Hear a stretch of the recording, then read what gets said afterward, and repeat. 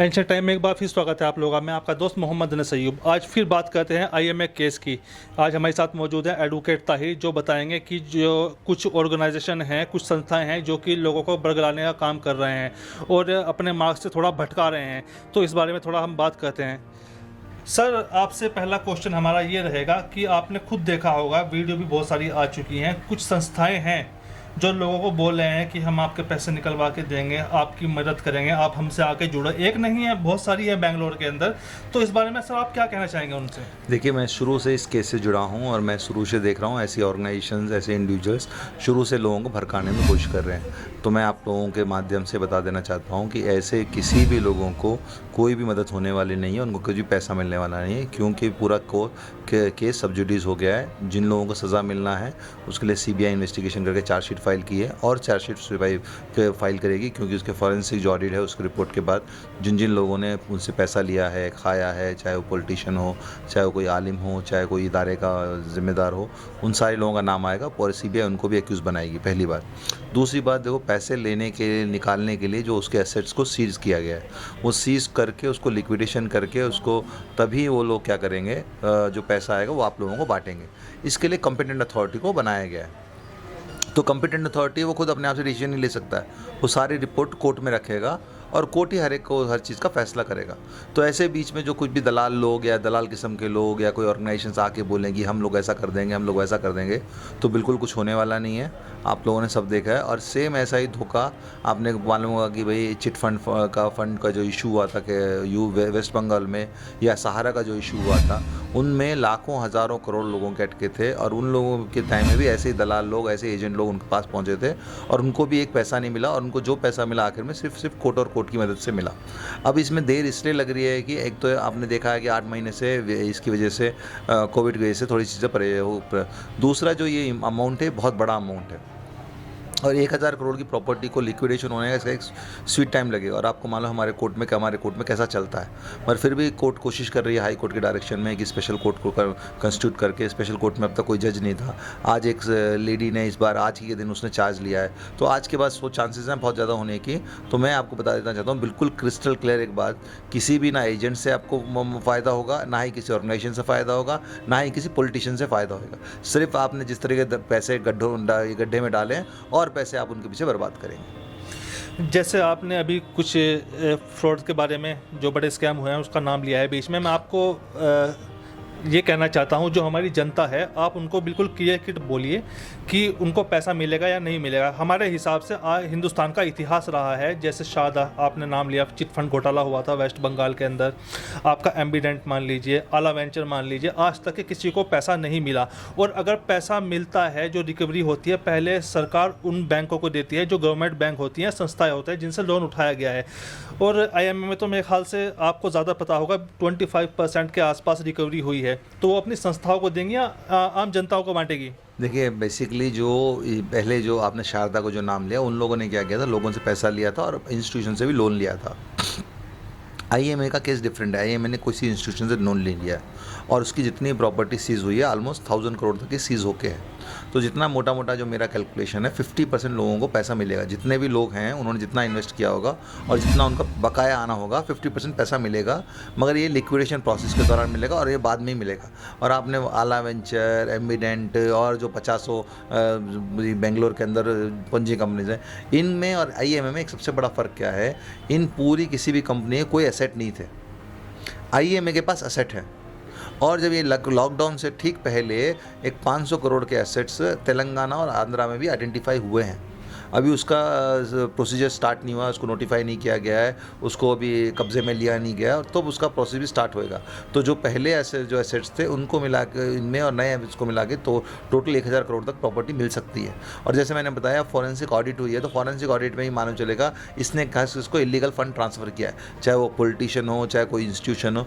तो ये सीबीआई उसके उन लोगों को एक्यूज़ भी बनाएगी और साथ ही साथ कॉम्पिटेंट अथॉरिटी उन लोगों का जो फ्रॉडुलेंट ट्रांसफ़र है उसको भी वो सीज़ करेगी। तो अभी जो जो प्रॉपर्टी IMA की आने वाली है वो बहुत आने वाली है बाकी। जो अब तक जो इससे पहले जो मिली हुई है, जो सीज़ हुई थी, जो सामने दिख रही थी, जो आसानी से डिटेल मिल गई, वो सीज़ हुई है।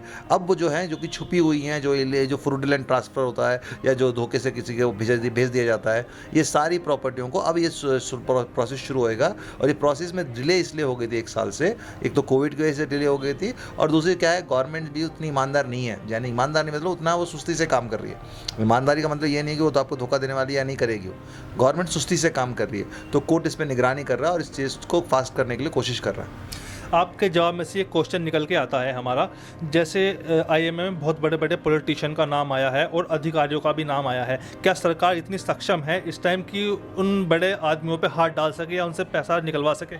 देखिए, बड़े बड़े IAS officer, even IPS officer को एक्यूज़ बना दिया, ठीक है। रही बात पॉलिटिशियंस की, इंस्टीट्यूशन की, आपको भी मालूम है पहले ही बहुत सारे लोगों को अक्यूज़ बनाया हुआ है, जो मौलवी वगैरह ये थे वो। दूसरा, अब जो भी पैसा, जैसे पहले आ रहा था कि एक पॉलिटिशियन ने 400 करोड़ रुपए लिए हैं या 1 करोड़ इतने लिए हैं, उसने लिए हैं, सब जो ये सारी जो डिटेल होती है इनकी, ये क्या होती है, सिर्फ वर्डिंग में रहती है। इनकी डिटेल क्या होती है, फॉरेंसिक ऑडिट में मिलती है। तो फॉरेंसिक ऑडिट में क्या होता है, आपने पैसा लिया, आपने मान लो 2000 करोड़ रुपये लिया, अब 2000 करोड़ कैसे खर्च किया। अब नेचुरली आपने 2000 करोड़ लिया है तो उससे कहीं ना कहीं खर्च तो क्या होगा ना, 2000 करोड़। उसमें हो सकता है किसी आप पॉलिटिशियन को 400 करोड़ दिया है या 500 करोड़ दिया है, 100 करोड़ दिया है, तो वो उसमें मालूम चल जाएगा। तब जब वो मालूम चल जाएगा, तब उसके ऊपर, उस पॉलिटिशियन के ऊपर क्रिमिनल एक्शन भी होगा और उसकी जो रिकवरी का प्रोसेस वो भी चलेगा। मगर जो चीज़ें बगैर ऑडिट के, जो हम लोग बोलते हैं, से हवा में होती है। तो फॉरेंसिक ऑडिट की रिपोर्ट अभी तक फाइनल होके कोर्ट में सबमिट नहीं हुई है, और अगर सबमिट भी हो गई तो कोर्ट ने अभी उसको एक्सेप्ट किया नहीं है।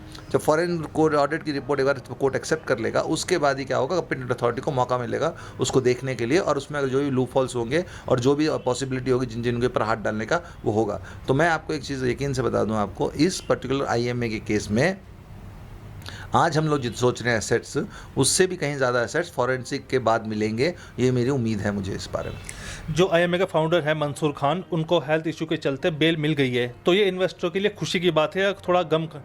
देखो, ED केस में बेल मिली है, मेन क्रिमिनल केस में बेल नहीं मिली। दूसरा एक और चीज़ मैं क्या चाहना चाहूँ, ये जितने भी लोग ऑर्गेनाइजेशंस या जो लोग इनके हिमायती बन रहे हैं, उनको मेरी एक सलाह है, अगर आप इनको किसी भी तरीके से हेल्प करना चाहते हैं इन लोगों को, तो आप क्या करो, जो मंसूर का जो केस में बेल होती है, बेल में एप्लीकेशन, उसमें आप पार्टी बनिए विजिटर डिपॉजिटर की तरफ से, और कोर्ट को क्या बोले, इसको अगर बेल देना है तो इसको बोलो कि 2000 करोड़ रुपये डिपॉजिट करेंगे तभी इसको रिलीज। जैसे आपने देखा होगा सुब्रतो राव जो है था सहारा का फाउंडर, जब उन्हें अपने सुप्रीम कोर्ट में गया था तो सुप्रीम कोर्ट ने उसको अरेस्ट करके क्या बोला, तू पहले 2000 करोड़ रुपए डिपॉजिट कर, उसके बाद ही हम तेरे को बेल देंगे। तो 2000 करोड़ रुपए डिपॉजिट करने के लिए उसने पूरी प्रॉपर्टियां बेची। प्रॉपर्टी बेचने के लिए उसने कोर्ट ने उसको उसका एक ऑफिस प्रोवाइड किया, और जब उसने पैसा डिपॉजिट किया तभी उसको बेल मिली 1.5 साल के बाद। तो अगर आप लोग जो रियली उनको हेल्प करना चाहते हैं, जो रियली जो बोल रहे हैं कि हम लोग हेल्प करेंगे, तो वो क्या, उनको बेहतर क्या है उनका काम तरीका, कि आप लोग जो बेल एप्लीकेशन होती है उसमें डिपॉजिट करके से पार्टी बनिए, और पार्टी बनकर कोर्ट को सुब्रतो बनर्जी का इंस्टेंस बता के उसको बोले अगर इसको बेल देना है तो इसको दूसरी शर्त में बेल देना है, जब ये 2000 करोड़ डिपॉजिट करेगा तभी इन्हें इससे बेल मिलेगी। कुछ लोगों ने गोल्ड मोर्टगेज या गोल्ड लोन बोल सकते हैं वो लिया है, उसके बारे में आपका क्या ख्याल है? लोगों को उसके बारे में कुछ पता चलना चाहिए। देखिए, जो गोल्ड लोन जिन्होंने भी लिया है, उनको जो भी उनको ज्वेलरी उन्होंने दी है, वो पूरी ज्वेलरी उनको वापस मिलेगी। और जो भी SIT ने और या बेंगलोर पुलिस ने जो पहले जब सीज़ किया था, तो गोल्ड लोन जिन्होंने भी लिया है उससे उसकी पूरी लिस्ट बनाई है, हर एक आदमी का नाम ID के साथ उसकी क्या क्या आइटम है वो है, कोर्ट में प्रोड्यूस किया है और पूरे गोल्ड को सेपरेट रखा हुआ है। मगर इसको लेने के लिए एक प्रोसीजर है। क्या प्रोसीजर है? तो स्पेशल कोर्ट में जाके आपने एप्लीकेशन डालना है और बताना है कि ये मेरा गोल्ड है, तो उसमें जो डॉक्यूमेंट्स हैं वो आपको प्रोड्यूस करना है। ऐसे ही मैंने कुछ 50 एप्लीकेशंस मैंने ले करी हैं, और वो इंशाअल्लाह अल्हम्दुलिल्लाह वो अब एक मकाम तक भी पहुंचने वाली है और बहुत जल्दी उसका फैसला भी हो जाएगा। और उसमें आपको गोल्ड लोन में आपको ज्वेलरी तभी मिलेगी जब आपने जो लोन लिया है उनसे, उनको जब वापस करेंगे। जब वो वापस किसको करना है? IMA को नहीं करना है, क्योंकि IMA को जो अभी जो उसको सक्सीड कर दिया कंपीटेंट अथॉरिटी ने किया है। तो कंपीटेंट अथॉरिटी को पैसा आप रिटर्न देकर आप अपना गोल्ड ज्वेलरी वापस ले सकते हैं, और पूरी गोल्ड ज्वेलरी जिन्होंने भी गोल्ड लोन लिया है वो पूरी ज्वेलरी उनको मिलेगी, 100% उनकी कहीं जाएगी नहीं। चलिए, इन्वेस्टिगेशन एजेंसी तो अपना काम सही तरीके से कर रही हैं। अब हमारी जो इन्वेस्टरों से दरखास्त है यही है कि किसी के झांसे में ना आए। ये संस्थाएं कुछ भी नहीं कर सकती जब तक कि मामला इन्वेस्टिगेशन के अंदर है।